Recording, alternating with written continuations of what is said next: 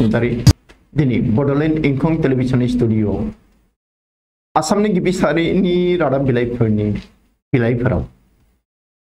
जायफोर मैखोम रादाब सेबखांजादों बेफोरखौ फरायनानै खोनासंनो थाखाय आं नुजाथिदों। गिबियावनो लादों सानसेयारि बड'लेण्ड इंखं। बेहाय दङ जे डक्टर हिमन्त बिश्व शर्माखौ गुबुन आफादनि आइजो सिख्लाफ्रा राखिखादों। मैया रक्षा बन्धनमोन बे आरो बिदाफोरखौ नेम बादियै बिदाफोरखौ खायो। दा जा बिदा नङाबाबो सोरखौबा बिदा साननानै खाजायो। बे जेखियानो जादोला बेनि उननि रादाबा जाबाय मणिपुरनि गिबि मन्थ्रिया साबा टकिअ अलिम्पिक गेलेगिरिफोरनो मान बावदों। टकिअ अलिम्पिकआव जायफोरा देरहादों बे गेलेगिरिफोरनो मान बावदों मणिपुरनि गिबि मन्थ्रिया। बेनिफ्राय थाखो 9, 10, 11, 12 खौ लानानै सिनियर सेकेन्डारि आसाम केबिनेटनि थांखि गिबि मन्थ्रिनि मासि सामलायनायाव बे जाबाय। दा बेहाय हायर सेकेन्डारि होननाय थानाय नंला, ज' खालामनानै क्लास 9 निफ्राय अप टु 12 सिम ज' खालामनानै बेखौ सिनियर सेकेन्डारि खालामसिगोन। बे जोबथा थांखि जाबाय। आफगानिस्तानाव नांथाना थानाय सा 168 भारतारिफोरखौ भारताव लाबोबाय। बेनिफ्राय 3 ड्राग्स फालांगि हमजादों ड्राग्सजों लोगोसे। बिनि उननि रादाबा जाबाय बिटिसिनि गाहाय मावफुं सोद्रोमा प्रमद बर'नि OSD सांग्रां ब्रह्मआ दैबानानि सुलाद लानो चिरां दावबायदों। बिनि उनाव जाबाय आफगानिस्ताननि गिबि आइजो मेयर जारिफाया तालिबाननि बन्दी। आफगानिस्तानाव तालिबाना मोगा-मोगि पाब्लिक रेजिस्टेंसनि। बेनिफ्राय उत्तर प्रदेशनि बारग' गिबि मन्थ्रि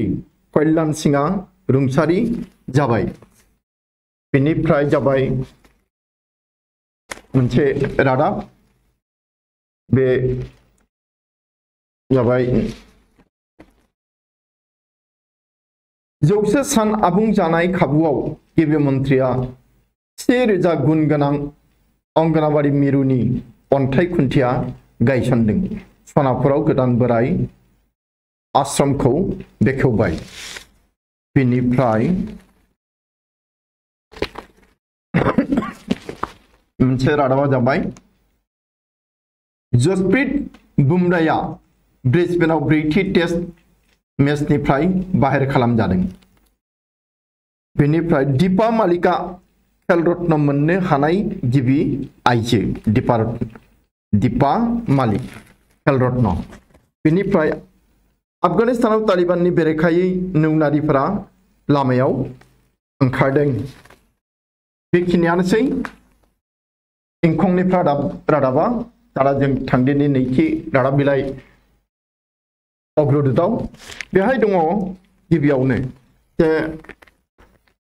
क'क्राझार आरक्षीनि संघर्षआव दिनै दुर्दर्श डकायत निहत बेंकआव डाकायति खालामनो थांदोंमोन क'क्राझाराव। क'क्राझार टाउनद्रायाव नङा, बिनि खोलाहा मिथिनायाव। बेनिफ्राय सेंमारियाव बे गावलायनाया जायो आरो साद'नि मादाव 3 थैयो, 3 खारखुमा लांनो हायो। घटनास्थलीरपरा जुटा पिस्तल बाहन सह बहु सामग्री उद्धार। बाइकबो मोनदों आरो सिलाइ पिस्तलबो मोनदों बे डाकायतफोरनिफ्राय। भटगांव इन्डियान बेंकआव जमा 35 लाख टका लुटर लक्ष्य आसिल। बिसोरनि थांखिया भटगांव थानाय इन्डियान बेंकआव 35 लाख रां खावनाय। हान्ध आयेनते बेंक लुटर अभियान। बिनिफ्राय आफगानिस्तानर बाबे एटुपि सकुल। दुखुनांथाव दा आफगानिस्ताननि मानसिनि जायफोरा डेम'क्रेटिक मानसि बिसिनि जी दुखु साज्जाल्ला बे जोबोद गाबनो ओंखारथावथाव बेनिफ्राय व्यक्तिगत यात्रीबाही बासर 50% भाड़ा बृद्धिर सिद्धांत परिवहन हन्थार ते परिवहन सन्थाया मा खालामदों जे प्राइवेट बासफोर बिनि भाड़ाखौ 50% बांहोनो लादों जौसे जौखोन्दो नङा 50%। बेनिफ्राय हुआ कृषकर नामत 500 कोटी टकिया केलेंकारि तदন্ত दाबी सांसद भुयार सांसद एमपी अजित भुयाया जे बेजे कृषि नि जे थाखा जाख्लनाय कृषि बिफानाव बेखौ संदाननो थाखाय दाबी खालामदों। बेनिफ्राय जाबाय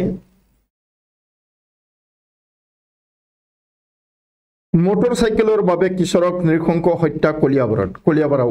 सासे सेंग्रासाखौ मोटरसाइकेलनि थाखाय माबा खालामदों बुथारदों मा होनबावनो। बीजेपीर जन आशीर्वाद यात्रार बिरुद्धे थानाय अजापर एजाहार बीजेपीनि जे जन आशीर्वाद नि मिছিল बेनि बेरेखायै गंफ्रामबो थानायाव अखम जातीय परिषदा एजाहार होदों मानो खालामनो मोननांगौ कोविड प्रोटोकला बहा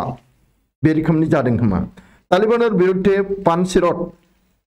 प्रत्याह्बान जनायसे एजन 32 बोसोरिया तरुणी तालिबानफोरा गासै आफगानिस्तानखौ दखल खालामनो हायाखै आगोलावबो हाखायाखैमोन देग्लायबो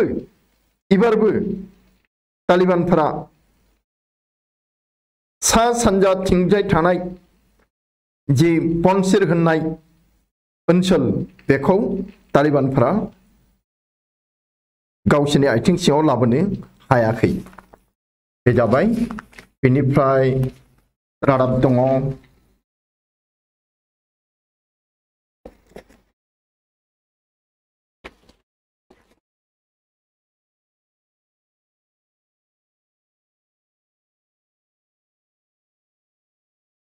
नेबियो ইউজিসির ঘোষণা স্নাতকোত্তৰৰ ছাত্ৰই মাহে লাভ কৰিব 1000 টকা ইউজিসিয়া माबा फोसावदों एसे मोजां जे जायफोरा मास्टार डिग्री फरायनाय फरायसा बिसोर दानफ्रामबो 1000 करि रां मोनगोन मोजां खोथा 1000 रां मोनबाबो सा खरसा ओंखारो पेपारफोर फावथेनफोर बायनो ओंखारो थैयो। बिनिफ्राय रिजर्व बैंकर निर्देश ग्राहके मन राखिब निजर डेबिट क्रेडिट कार्डर नम्बर रिजर्व बैंकआ मोनसे बिथोन होदोंमा साफ्रोमबो ग्राहकानो गावनि डेबिट कार्ड क्रेडिट कार्डनि नम्बरखौ गोसोआव लाखिनांगोन। हामासर घाटिर पुनर इजरायली वायुसेनार बृहत आक्रमण हामासनि केम्पआव बे इजराइल आरो पेलेस्टाइननि घटना बियो हामास होननाय जि थिउरिया हानजा पेलेस्टाइननि बेनि बादानि सायाव इजरायली सान्थ्रिफोरा बमा गावदों। बेनिफ्राय काबुल विमान कठर आक्रमणर परिकल्पना आइसिसर होननाय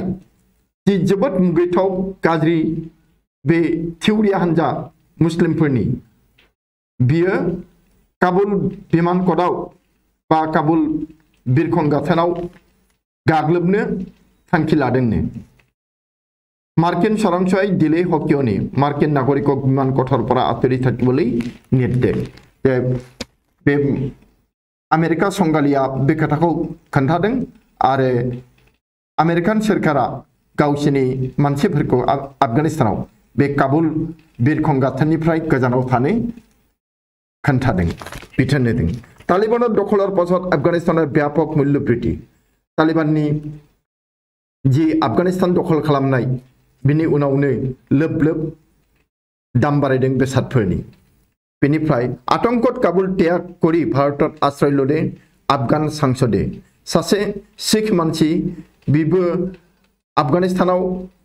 सासे एमपि मोन बे सिख मानसिया दा बियो आफगानिस्ताननिफ्राय खारखुमाबोबाय भारतआव दंफैसै मैया गाबगो खुगो बियो खौरांगिरिफोरनि सिगाङाव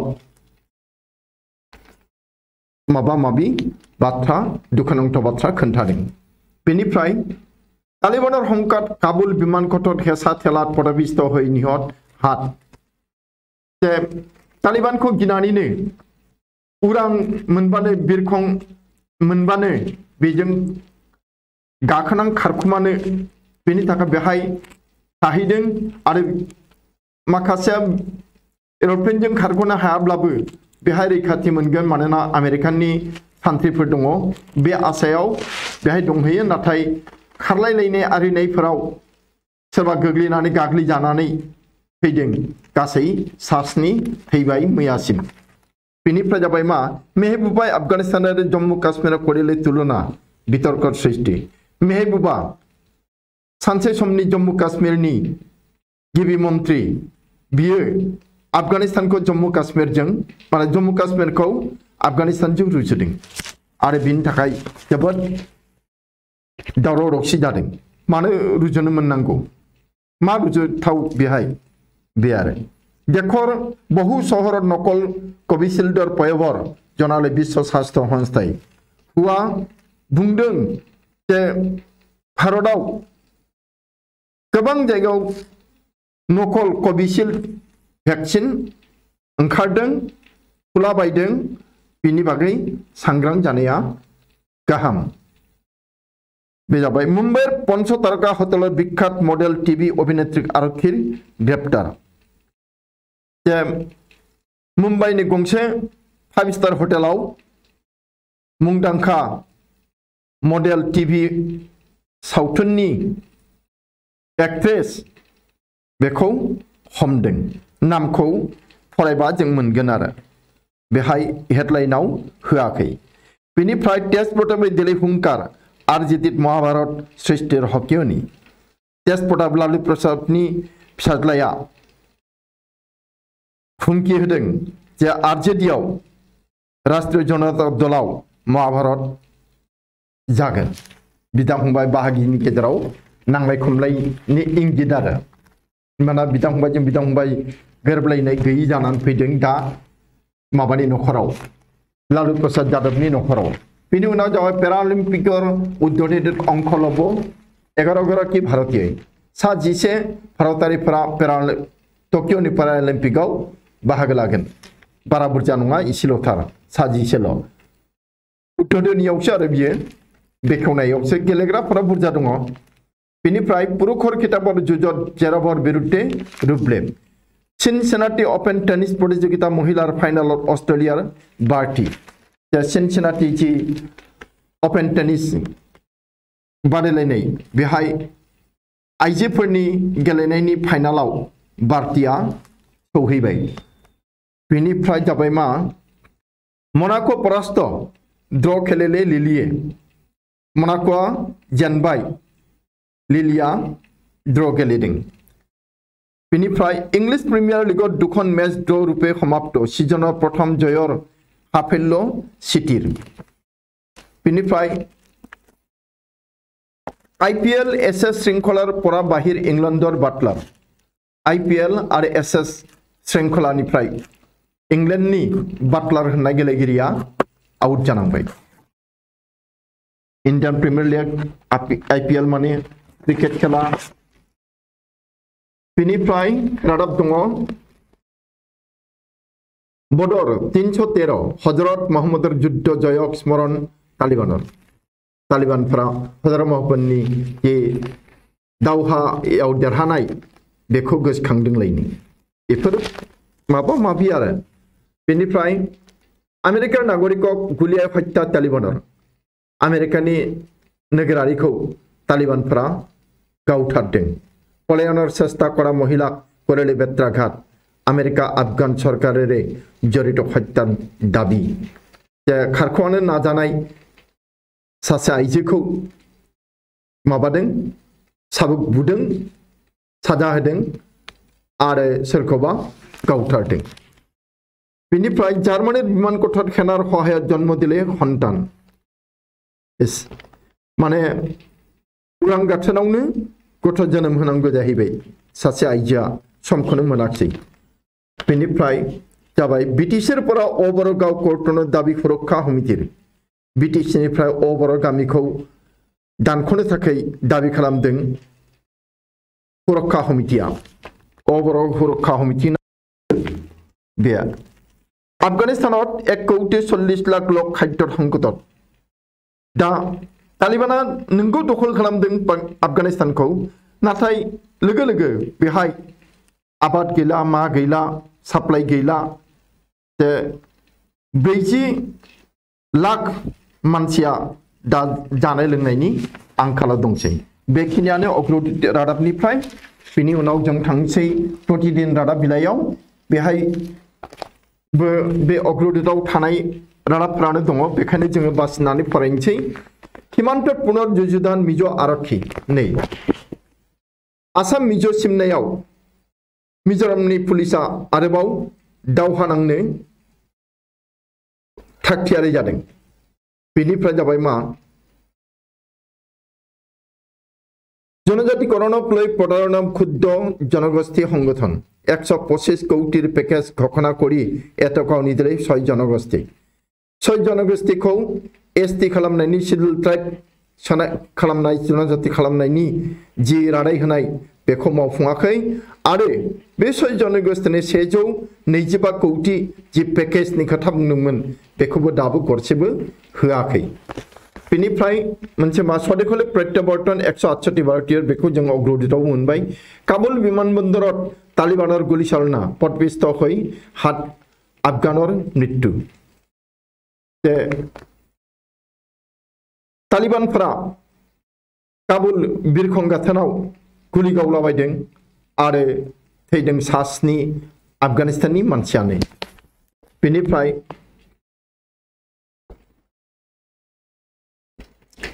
तालिबाনৰ বিৰুদ্ধে হেক মুহূৰ্তলৈকে যুঁজিম আত্মসমৰ্পণ কৰিবলৈ শিকা নাই পিতৃৰ পদাঙ্ক অনুকৰণেৰে পঞ্জশিৰৰ আফগান নেতা মাসুদৰ হুংকাৰ আহমদ মাসুদ होननाय पनसिर आफगान पनसिरनि सासे दैदेनगिरि बियो दा तालिबानजों दावहा नांनो थाखाय थागथियारि जानानै दङ आरो बे बुंदों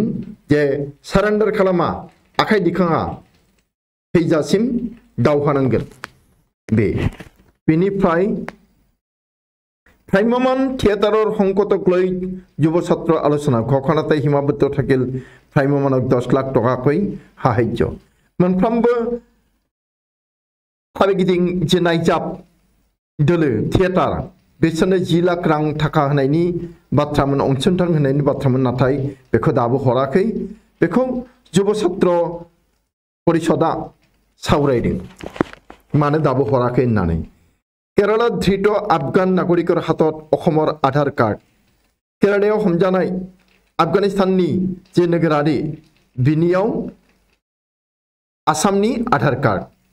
मा होनो नेपालाव भारत प्रवेशर सन्देह आरक्षी बियो नेपालनिफ्राय भारताव हाबदोंमोन जानो हागौ नेपालावथ' जेथिंबो जेरैबो लुज जेबो गोख्रोंथि गैया बेनिफ्राय मोनसे रादाबा जाबाय आफगानिस्तान संकट काइलै G7 गुरुत्वपूर्ण बैठक आफगानिस्ताननि संकटखौ लानानै दिनै G7 सावरायगोन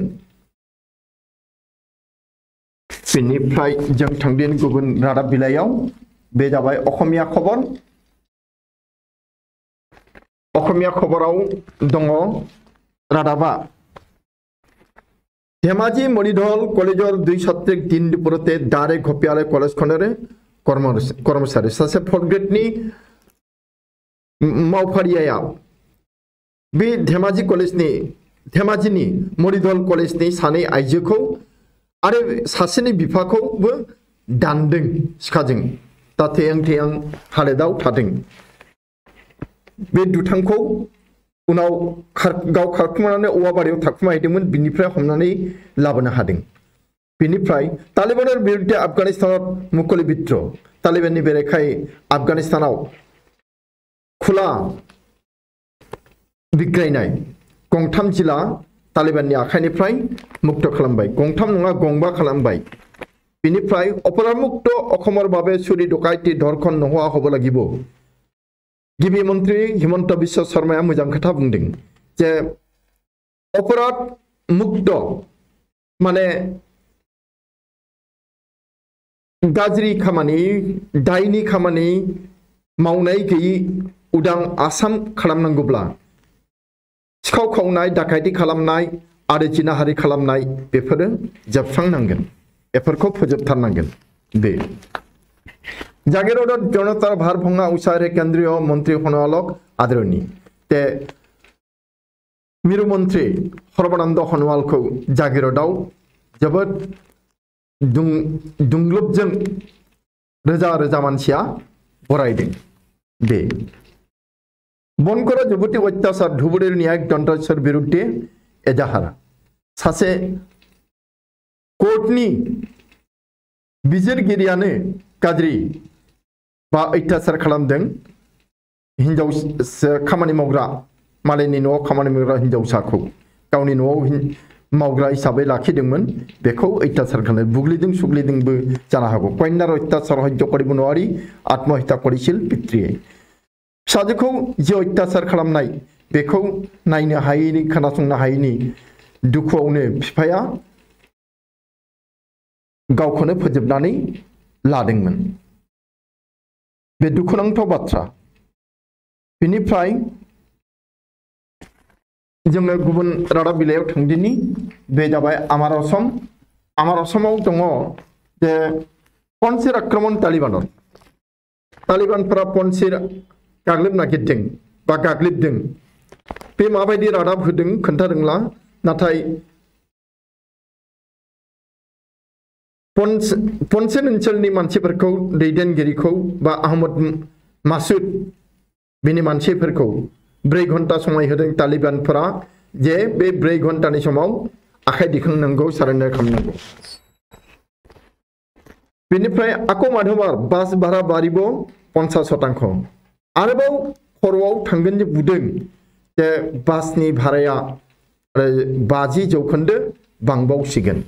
बेसेबां भारा बारायदों बेनिफ्राय जाबाय मृत्युनि जुजिसे सात्रिया आततायिक फासिल दाबि बे मणिदलनि जाथाय बे गाज्रि दानजादोंमोन आरो बे दाथैनायजों जुजिदों होननानै बुंदों आरो जाय दायनिगिरि बे सौगिदार बा पियन मणिदल कलेजनि बेखौ फासि होनायनि दाबि खालामदों बेनिफ्राय मोनसेया जाबाय मा जे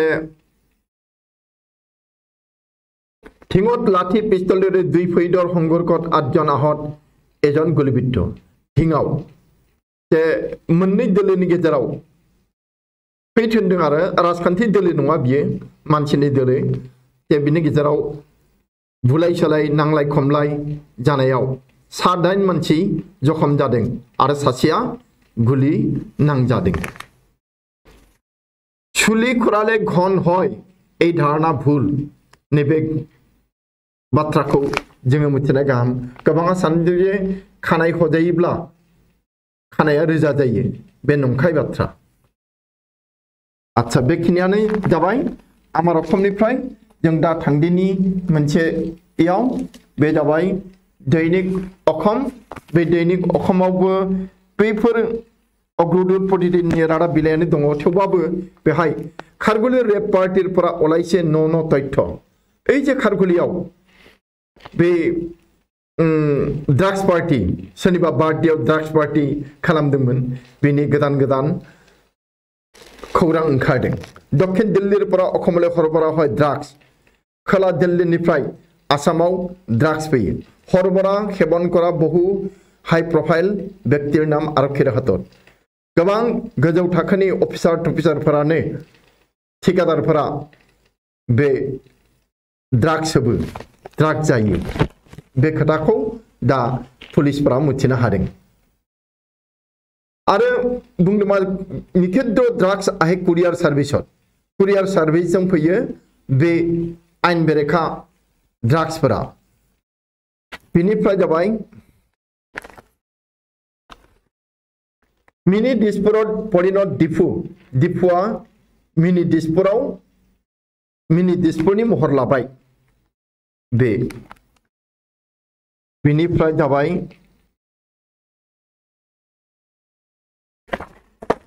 मोनसे रादाब थमसन हेरा बिश्वर द्वितीय त्रैतोतम महिला थमसन हेरा मुलुगनि नैथि गोख्रैथार आइजो जाय जोबोद खारनो हायो आरो थमसन हेरा बेनिफ्राय जादों मा काइलरफोरा टकिअ पेरा अलिम्पिक गाबोननिफ्राय टकिअआव पेरा अलिम्पिकआ जागोन ओमफ्राय जोंना भारतारिफोरा बुंदों जे भारतर 4टा ब्रन्जर पदक निश्चित टकिअनि पेरा अलिम्पिकआव भारतारिफोरा 4 मेडेल मोनथारगोन मा मेडेल ब्रन्जनि मेडेल मोनथारगोन बे खोथाखौ बबे खेलायाव नोंथांमोना रादाब बिलाइखौ बुथुमनानै फरायदो बेहाय मिथिगोन बबे खेलायाव 4 ब्रन्ज मोनगोन जे बेखिनियानोसै बिनिफ्राय जों थांदिनि गांसे रादाब बिलाइ बे जाबाय नियमिया बार्ता बेहायबो बे अग्रदूत रादाब बिलाइ आरो प्रतिदिन रादाब बिलाइयाव ओंखारनाय रादाबफोरानो दङ थेवबाबो नैबे कार्बि पाहाৰৰ পৰা निरूपित হ'ব आगन्तुक এটা বছৰৰ ৰাজ্যৰ উন্নয়ন बे जारा कार्बि आंलंनिफ्राय कार्बि पाहारनिफ्राय रायजोनि आसाम रायजोनि जि जौगानायनि मापखान्थि बियो बेनिफ्राय सुजागोन बेनिफ्राय जाबाय मा কংগ্রেসের 55 বছৰীয়া শাসনকালত কোনোদিনে উন্নয়নৰ মুখ নেদেখিলে অসমে बे বিজেপিनिफ्राय बुंदों যে কংগ্রেসनि 52 बोसोर शासन समाव आसामा जेबो जौगानाय नुवाखैमोन बेनिफ्राय শিক্ষানুষ্ঠান খোলাৰ एसओपि 3 दिনৰ ভিতৰত स्कुल जे 1 सेप्टेम्बरनिफ्राय खुलिगोन बेनि थाखाय एसओपि बेखौ सानथाम उनाव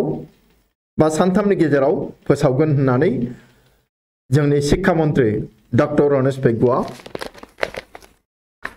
फोरमायदों बेनिफ्राय उन्मत बे नङा मानकासर 2 फैदर সংঘৰ্ষত নিহত যুৱক গ্ৰেপ্তাৰ 2 যুৱতীক ফোন কৰাক লৈ ভয়ংকৰ কাণ্ড सासे सिख्लाखौ सोरबा सेंग्रा फन खालामनायनि थाखायनो बिराद नांलाय खमलाय दानलाय सुलाय जादों मानकासाराव मोननै दोलोनि गेजेराव सासे सेंग्रा थैबाय आरो सानैखौ एरेस्ट खालामदों बे बेनिफ्राय राखिर शक्तिरे अखमबाखिक दुगुन उत्साहेरे सेवा करिम डक्टर हिमन्त बिश्व शर्मा आसामनि गिबि मन्त्री हिमन्त बिश्व शर्माया आइजोफोरजों राखि खाजादों आरो बेहाय बियो बुंदों जे बे राखि खाजानायजों राखिनि बोलोजों 2 गुन बारायै आसामखौ सिबिगोन आसामनि खामानि मावगोन बेखिनियानोसै दा जोङो थांदिनि गुबुन रादाब बिलाइयाव दिनै सेन्टिनेलखौ फरायलाम दैनिक असम बे दैनिक असमाव दङ रादाबा आखार बोथोराव मांखपेखी दुर्बल करा SMA रोगीर औषध मुकुली এইবার অনেকর মুক্তির যুদ্ধত নামিছে শর্মিষ্ঠা প্রীতম बे जे मासुल लोरबां खालामो बिनि थाखाय मुलि ओंखारबायनो डाक्टारा सोर सासे आइजो शर्मिष्ठा प्रीतम होननाय जे जोंबो खबर लानांसिगोन बेनिफ्राय 329 भारतीय हह 392 लोक निरापदे उद्धार 329 भारतारिफोरजों गुबुन आरो माखासेबाव गासै 392 मानसिखौ आफगानिस्ताननिफ्राय काबुल खाथिनिफ्राय आरो रैखा खालामदों बे काबुल विमानकटर समीपत अभाबनी परिस्थिति प्राण हेरुवाले और 7 जने बेनिफ्राय मोनसेया जाबाय उपनिर्वाचन मित्रजोट ने महाजोट तालिबानर समर्थनत AIUDF नेतार ग्रेप्तारे मातिसे बिपद AIUDF नि सासे नेताया सासे दैदेनगिरिया माबाखौ तालिबानखौ सापर्ट खालामदों आरो बेखौ ग्रेप्तार खालामदोंबो दा बियो AIUDF खौ लोरबां खालामगोन नामा बे जादों बा AIUDF खौ लाफानाय जे महामित्र महाजोत बियो माबा जागोन नामा लोरबां जागोन नामा बेबादि बाथ्रा फैदों फैगौ उफेरा बिसायख'थिनि समाव बेनिफ्राय प्रति समाहत हब आरक्षी अधीक्षक उपायुक्त तिनिखनके सन्मिलन मुख्यमंत्री गिबि मन्त्रिया बुंदों 6 दानजों पुलिसनि जे अधीक्षकफोर आरो DC बिसोरनि मोनफा सन्मिलन जाबाय थागोन गंथाम सन्मिलन रादाबखौ फरायबासो मोजाङै बुजिनो हागोन बेनिफ्राय जनायाव सियां नदिया सिङिले माथावरि जनायाव सियां होननाय दैमाया माथावरि सिफायबाय आरो बे माथावरि बायनायजों दै हाबबोनानै गंजि गामिखौ लोमसावबाय बे जनधने जनालिते तराबतिक साइ बे इनिफ्राय जाबाय महिला लं जाम्पत भारतर साइलिर रूप साइलि होननाया भारतारि आइजो लं जाम्प गेलेग्रा बियो मोजां माव दिन्थिनो हादों बेनिफ्राय जाबाय मा बुधबाराव परा भारत इंलेन्डर तृतीय टेस्ट लिड्सआव जागोन जे फैगौ बुधबारनिफ्राय समफोरनिफ्राय आरो जे भारत आरो इंलेन्डनि गेजेराव थामथि टेस्ट जागोन एन्डारसनरे बागजुद्धाय उद्युत करिले बुमराह एन्डारसनजों बुमराह मा नांलायदों खोथानि नांलायनाय बानबुंथि होलायनाय बेहाय बुमराहा माबा थुलुंगानाय मोनदोंनो भारतर सारिगोरखि सेमिफाइनालाव यूथ आरो जूनियर बक्सिं यूथ आरो जूनियर बक्सिंआव भारतनि 4 गेलेगिरिया फाइनालाव सौहैबाय बेनिफ्राय सिनियर भलिबल टेस्टफोराव सिटसिपासक हरवाय जेरेब फाइनालाव जे बेफोर रादाबानोसै एसेखिनियावनो जोङो दिनैनि जि रादाब फरायनाय हाबाखौ एसेयावनो फोजोबबाय आंनि जोबथारनायाव आंनि गोरबो सिंनिफ्राय मोजां मोननाय सिबिनाय आरो हामलायनायखौ बावनानै एसेयावनो फोजोबबाय गोजोन्थों।